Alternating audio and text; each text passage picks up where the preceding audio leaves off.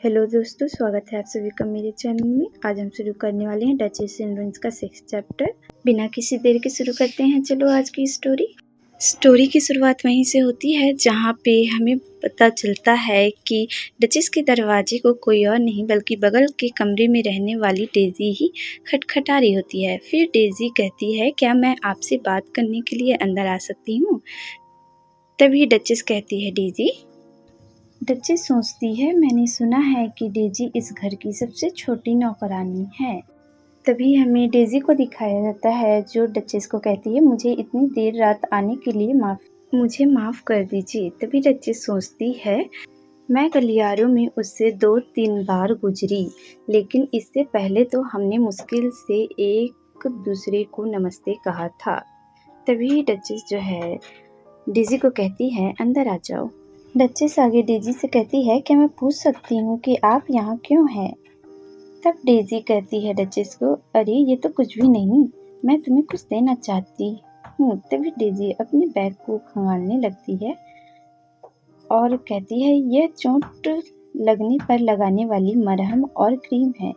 तभी डचेस कहती है, क्या? लेकिन आप मुझे ये क्यों दे रहे हैं? तब डेजी डचेस से कहती है, मैंने तुम्हें हर रात दर्द से कराहते सुना, इसीलिए यहाँ की दीवारें बेहद पतली है, इसलिए आपको लगभग सब कुछ सुनाई देता है। आपको पता है क्योंकि मैं बिल्कुल बगल में ही रहती हूँ। तब डचेस कहती है, आई एम सॉरी, मुझे बिल्कुल भी जानकारी नहीं थी। तभी डेजी कहती है, मुझे इससे कोई आपत्ति नहीं है, मैं शोर में भी सो सकती हूँ।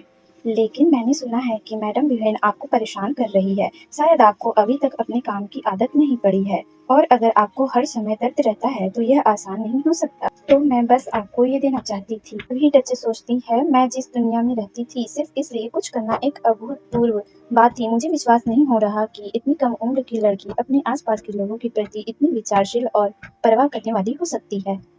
मुझे पता ही नहीं था कि ऐसा भी हो सकता है। ऐसी सच्ची निगाहें जिनमें छल का जरा सा भी अंश नहीं था।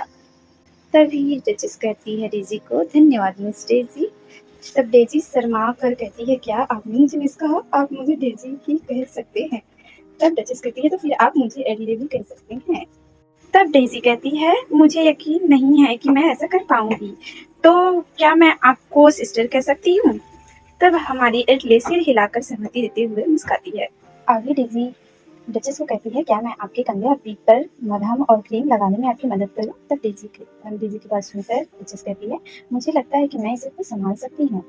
तब डेजी कहती है, आप अपनी पीठ तक नहीं पहुँच पाएंगे, हम दोनों लड़कियां हैं, इसलिए शर्माने की कोई जरूरत नहीं है। तब डचेस कहती है, थैंक यू। आगे डचेस सोचती है, अफसोस की बात है कि मेरे पास डायरी नहीं है। अगर मेरे पास डायरी होता तो मैं लिखती, आज मुझे एक नई दोस्त मिली। आगे हमें अगली सुबह का सीन दिखाया जाता है जहाँ पे डचेस सोच रही होती है, जैसे कि सालिया ने कहा था, अगली सुबह नाश्ता थोड़ा कम हो जाएगी। आगे सालिया कहती है डचेस को, मैंने कहा था ना। तब डचेस कहती है, कम से कम फल तो है। आगे डचेस सोचती है, शायद ये वो दवा की वजह से है जो डेजी ने मुझे दी थी। मेरी पीठ में थोड़ी आराम महसूस हो रही है। मुझे अपनी काया को बनाए रखने के लिए नियमित रूप से उपवास करने के लिए मजबूर किया जाता था। ये ठीक है, मुझे पूरा यकीन है कि आज भी सब ठीक रहेगा। तभी हमें ड्यूक की तरफ दिखाया जाता है जहाँ पे डचेस के लिए लेटर आया होता है जिसमें लिखा होता है, dear countess, the loyal heart of the lion. Duke letter पढ़ते हुए फिर सर्वेंट को कहता है, उसे मेरे पास ले आ। तब डचेस को ले जाते हुए कहा जाता है, पहली मंजिल पर स्थित बैठक कक्ष में आइए अभी। तभी डचेस सर्वेंट के पीछे चलते हुए सोचती है, उसने अचानक मुझे क्यों बुलाया? वहाँ और भी लोग होंगे, इसलिए मुझे यकीन है कि कुछ नहीं होगा, लेकिन मुझे आश्चर्य है कि वह मुझसे क्या चाहता है। तभी हाँ, जो ड्यूक कहता है, अंदर आ जाओ। आगे डचेस अंदर जाते हुए सोचती है, मुझे पूरे यकीन है कि आज का दिन भी अच्छा होगा। डचेस फिर ड्यूक को मीट करते हुए कहती है, मैं एडले हूँ, मैंने सुना कि आपने मुझे बुलाया था। तब ड्यूक कहता है, बैठ जाए। तभी बताया जाता है उनका नाम जो है काउंट ग्लासलिफ्टिस है। तब हमें ड्यूक सोचते हुए दिखाया जाता है, जब भी मैं उसे देखता हूँ तो अभिभूत तो हो जाता हूँ। आगे ड्यूक डचेस से कहता है, क्या मैं तुमसे कुछ पूछ सकता हूँ? तब डचेस कहती है, हाँ आप पूछ सकते हैं। तभी ड्यूक डचेस से पूछता है, क्या आप विधवा मार्क्यूनेस बारबरा सेलेस्टाइन से परिचित हैं? तब डचेस कहती है, क्या बारबरा? वह विधवा मार्क्यूनेस सेलेस्टाइन का जिक्र क्यों कर रही हैं? क्या आप उसे नहीं जानते? आगे डचेस सोचती है क्या उसके लिए यह जानना ठीक है कि हम दोनों एक दूसरे को जानते हैं। विधवा मार्क्यूनेस सेलेस्टाइन। तब डचेस कहती है ड्यूक को, मैं उसे जानती हूँ, लेकिन मैंने उसके साथ सिर्फ कुछ ही बार चाय पी है, तो फिर जरूर कोई चाय रही होगी। आगे ड्यूक कहता है, आखिर वह कठोर महिला ऐसा क्यों करेगी?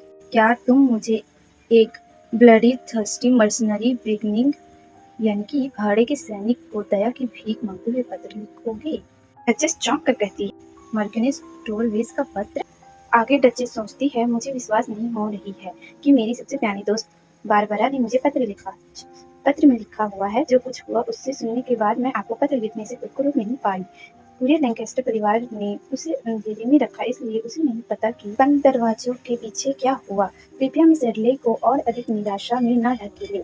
बहुत से लोग जो मुझे डचेस के रूप में जानते थे, उन्होंने मुझसे मुंह मोड़ लिया, लेकिन मैं उन्हें दोष नहीं दे सकती थी। नहीं, यह बिल्कुल तर्कसंगत थी। मैं राजद्रोह का दोषी था, इसलिए मैंने मान लिया कि सबने मुझे छोड़ दिया है, लेकिन वह सचमुच मेरी बेगुनाही पर यकीन करती है और मेरे लिए चिंतित है। मैंने सोचा कि अगर मैं बिना किसी शिकायत के सब कुछ सहन कर लूंगी तो मैं अपनी रक्षा कर सकती थी, लेकिन मुझे दयालुता का अनुभव हुआ और उन लोगों की ओर से भी हार्दिक उदारता जो मुझे मुश्किल से ही जानते हैं। मैं अपने दोस्त की मुझे सांत्वना देने की सच्ची कोशिश को महसूस कर सकती हूँ, लेकिन काउंट पिसस इस बारे में क्या सोचेंगे? क्या होगा यदि वह बारबरा को ड्यूक ऑफ लैंकेस्टर का सहयोगी समझ ले, जिसने सम्राट के खिलाफ साजिश रची थी? विधवा मार्क्यूनेस सेलेस्टाइन एक बहुत ही सहानुभूतिशील व्यक्ति है। हमारे परिवारों का आपस में कोई संबंध नहीं है और हमारी दोस्ती एक निजी रिश्ते से ज्यादा कुछ नहीं है, इसलिए मुझे उम्मीद है कि आप इस पत्र को गलत नहीं समझेंगे, ऐसा डचेस ड्यूक को कहती है। तब ड्यूक कहता है, क्या आपको डर है कि मैं उस बुढ़िया को परेशान करना शुरू कर दूंगी? तब मुझे समझ नहीं आता कि हर कोई मेरे बारे में सबसे बुरा क्यों सोचते हैं। तब डचेस चिल्लाते हुए कहती है, नहीं नहीं, मेरा मतलब बिल्कुल भी वो नहीं था। अगर मेरी बातों से आपको किसी भी तरह से ठेस पहुंची हो तो मैं माफी मांगती हूँ। तब ड्यूक देखते हुए कहता है, तुम ऐसे कांप रहे हो जैसे मैं किसी का सिर काटने वाला हूँ। सिर दूसरी तरफ घुमाते हुए कहता है, मुझे अभी तुमसे ऐसा नहीं कहना चाहिए था। तब डचेस पलक झपकाते हुए सोचती है, मैंने उसे कभी ऐसा चेहरा बनाते नहीं देखा, क्या उसे खेद है? तो आज की स्टोरी यहीं तक होती है। अब जानेंगे आगे क्या होगा नेक्स्ट एपिसोड में। तब तक bye bye, keep watching and don't forget to like share and subscribe my channel. Bye bye.